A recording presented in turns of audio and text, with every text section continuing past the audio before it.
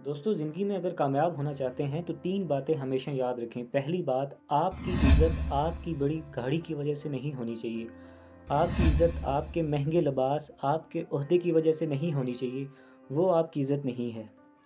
आप महँगी गाड़ी पर हों या साइकिल पर हों, तो अगर आपकी इज़्ज़त बराबर है तो वो आपकी इज़्ज़त है, जो आपने कमाई है।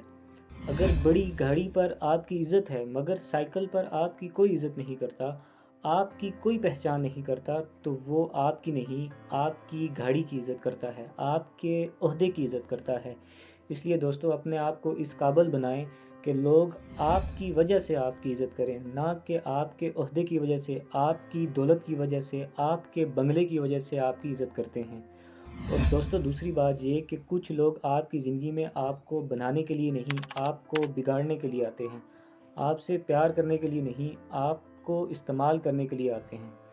इसलिए अपनी ज़िंदगी में आने वाले लोगों को बड़ा सोच समझ कर चुनें। अगर आप एक क्वालिटी लाइफ़ गुज़ारना चाहते हैं तो आपके आस-पास, आपके इर्द-गिर्द हमेशा क्वालिटी लोग होने चाहिए। Only quality people. आपका रिलेशनशिप किसी भी नालायक आदमी के साथ नहीं होना चाहिए। आपका रिलेशनशिप किसी भी बेकार आदमी, किसी भी सेल्फ़िश आदमी के साथ नहीं होना चाहिए, क्योंकि वो आपकी ज़िंदगी को बर्बाद कर देता है और आपको पता भी नहीं चलता। और तीसरी बात ये कि अपनी कम्युनिकेशन स्किल्स को डेवलप करें, क्योंकि जब आप बात करेंगे, जब आप मुँह खोलेंगे, तो ही लोगों को पता लगेगा कि आप कौन हैं, आप क्या हैं। वो कहते हैं ना कि इंसान की काबिलियत उसकी ज़ुबान के नीचे पोशीदा होती है। जब वो बोलता है तभी पता चलता है कि वो कितना काबिल है। इसलिए बोलना सीखें, अपनी कम्युनिकेशन स्किल को डेवलप करना सीखें। Communication skill is the mother of all skills.